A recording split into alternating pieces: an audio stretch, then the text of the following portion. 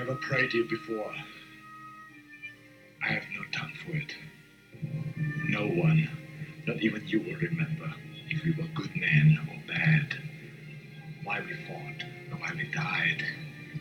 No. All that matters is that two stood against many.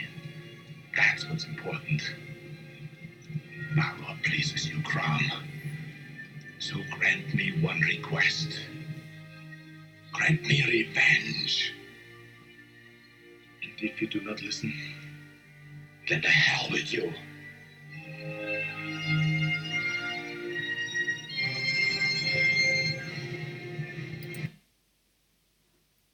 Okay, people, that was a clip from Conan the Barbarian, and I was watching this, and I remember me and my son, we like to throw a bit Arnie one-liners, and one of them's Crom, and I was doing a lot of research on this Crom character, and I realised it's a Celtic deity, of all things.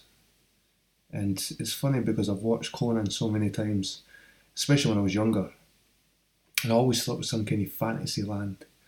I couldn't really make out where the film was set, what country, what the culture was. A bit like Lord of the Rings, you can't really pinpoint it to anything. Obviously, there's influences of European culture. I just thought it was a mishmash of everything.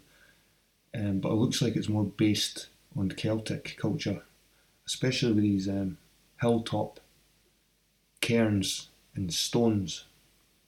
I'll let you have a little look, guys. First, we'll look at Crom, Croach, and this image here on the right, St. Patrick and Crom Croach. Crom Croach, Old Irish Crom Croach, was a pagan god of pre-Christian Ireland. According to Christian writers, he was propitiated with human sacrifice, and his worship was ended by St. Patrick.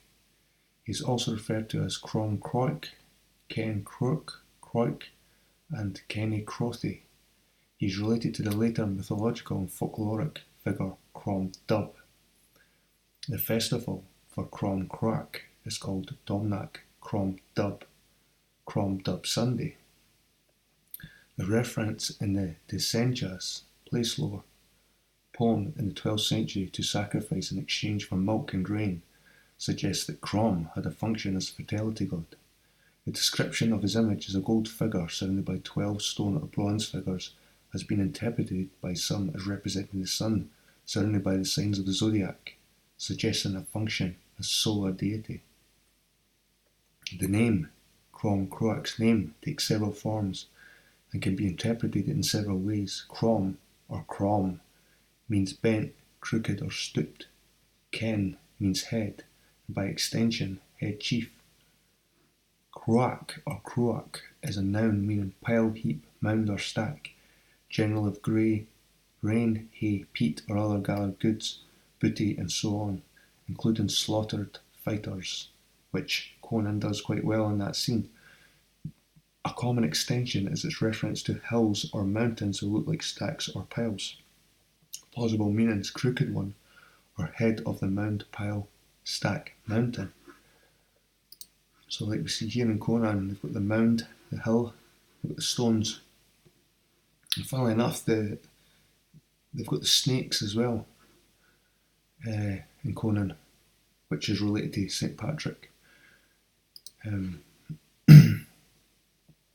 Literary references. According to an Irish Desenchas place lore poem in the 12th century Book of Leinster, Crom Croach's cult image consists of a gold figure surrounded by 12 stone figures, stood on Mag Slecht, the plane of prostration. And in that scene as well, you see the riders running along a plain before they get to the hill in County Cavan, and was propitiated with the firstborn sacrifice in exchange for goods, yields of milk and grain. Crom Croach is described as a wizened god hidden by mists and is said to have been worshipped since the time of Eramon, an early high king. Tigermas, along with 3/4 of his army, is said to have died while worshipping Crom on Samhain Eve, which is Halloween nowadays. The Celtic celebration was called Samhain. But worship continued until the cult image was destroyed by St. Patrick with a sledgehammer. This incident figures prominently in medieval legends about St. Patrick, although it does not appear in his own writings, nor in the two 7th century biographies by Muirchew and Terekan. In the 9th century tripartite Life of St. Patrick, the deity is called Ken Cuach, and his cult image consists of a central figure covered with gold and silver, surrounded by 12 bronze figures. When Patrick approaches it, he raises his crozier. The central figure falls face down, with the imprint of the crozier left in it, and the surrounding figures sank into the earth. The demon who inhabits the image appears, but Patrick curses him and casts him to hell. Just let you hear Conan during his prayer to Crom. If he doesn't give him his wish of revenge, well, he can go to hell. There's so many connections here. But Patrick curses him, casts him to hell. And it's funny how Conan's fighting these men on horses and they all wear the serpent. Jocelin's 12th century Life and Acts of St. Patrick tells the same story. Here the god is called Kennicrothi, interpreted as the head of all gods, and when his image falls, the silver and gold covering, it crumbles to dust, with the imprint of the crozier left on the bare stone. In the old Irish tale from the Book of Lismore, the siege of Drum Damgair, or Knocklong, Forbes Droma Damgair, Crom is associated with Moloch. So we're going to go back to this in a minute, guys. Archaeology. A decorated stone known as the Killycluggan stone, from Irish coil clogain, meaning the wood of the bell-shaped stone, has been interpreted by some as the cult image of Crom Cruach. It was found at Killycluggan, County Cavan.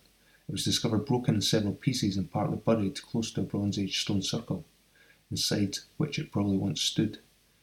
The 14th century Book of McGovern, written by Mag Slett, contains a poem which states that Crom was situated in Kilnavert beside the road, and that local women used to tremble in fear as they passed by.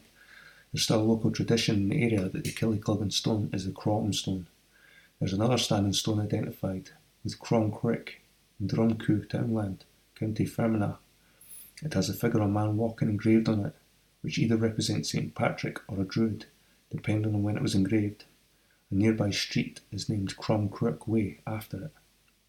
So Crom, they say, was a Celtic deity, which was associated with Moloch. So here we're going to have a look at Moloch again.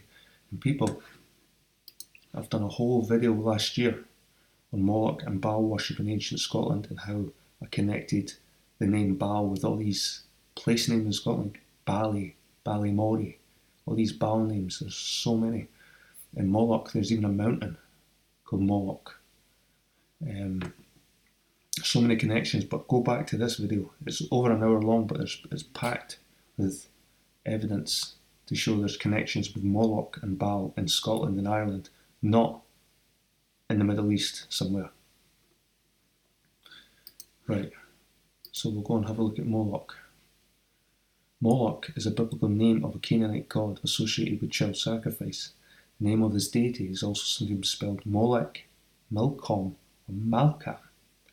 The name Moloch results from a dysphemic vocalization in the Second Temple period of a thenom based on the root MLK, king. There are a number of Canaanite gods with names based on this root, which became similarly associated with Moloch, including biblical Malcham, great king. King James Version Milcom, which appears to refer to a god of the Ammonites, as well as Tyranian Melkart and others. MLK can also be interpreted as Ma-el-ok, Ma meaning give, god bull, or giver to the bull, god priest. Malkam would Mal-el-kam, meaning giver to the high god. So there's no mention of Crom. There's no mention of Irish or Celtic or Scottish culture involved here. So it looks like they're trying to cover up the Celtic culture with biblical stuff. And they've kind of taken it from Ireland and disseminated it and refigured it into some kind of biblical thing. But I'm telling you people, Moloch is a Celtic deity, and possibly it comes from a Scottish king. It's like we've seen here, people, the name Moloch results from his phonetic vocalization in the Second Temple period. MLK, king. There are a number of Canaanite gods with a name based on this root, which became similarly associated with Moloch, Canaanite kings. Alright, well, what about Malcolm of Scotland? Mael Colum MacDonnell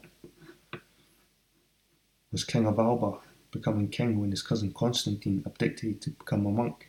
He was the son of Donald. Mel Colum was probably born during his father's reign. By the 940s he was no longer a young man, and may have become impatient in waiting the throne. Willingly or not, the 11th century prophecy of Berkan, a verse history in the form of supposed prophecy, states that it's not a voluntary decision that Constantine II abdicated in 943 and entered a monastery, leaving the kingdom to Mel Colum. So here, and there's the name Wolf, which is my name, guys. I'm a wolf.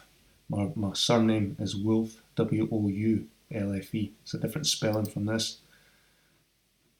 But like I said before, I done a video last year, September, just over a year ago, about Moloch and Baal being Celtic deities and Scottish deities. And just more and more keeps popping up. And Conan has its roots in Celtic mythology. And I think that's pretty cool. I didn't realise it at first, but that's pretty cool. So Moloch could have been a king of Scotland instead of just a stone, or a king of Ireland. It could have been an actual man, or it could have been a stone representing a man. But either way, it's nothing to do with the Canaanites of the Bible. This is all Celtic gods, Celtic battles, Celtic people. And I think they're just trying to distort it. Just like the English, the Normans, the Romans tried to wipe out the Celtic nation, because the Celts ruled the whole of Europe. It wasn't just Britain. We had France, Spain, the whole of Europe was practically Celtic before the rise of the Romans. And where are they now? Gone, forever. So it's trying to find all these little clues to connect all the dots. And so far, in my mind, there's no doubt that these deities had their roots in Britain, along with the Bible. Anyway, people, I'll leave some links in the description so you can follow this research up.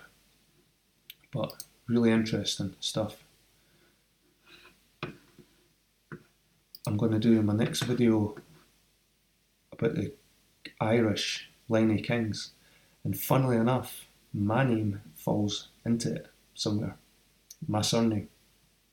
So that should be very interesting. I've been researching it all day. It's crazy because my name is Wolf and it's a very, very rare name. I'm called Gerard Wolf on Facebook. You'll not find another Gerard Wolf on Facebook. You probably type your own name in and you'll find another 1,000 people with the same name. You type my name in, there's only one Gerard Wolf.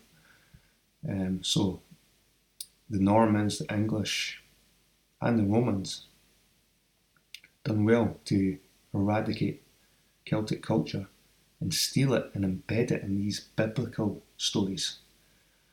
Anyway, people, hope you have a good week, and I will see you in the next video. Take care. Cheers.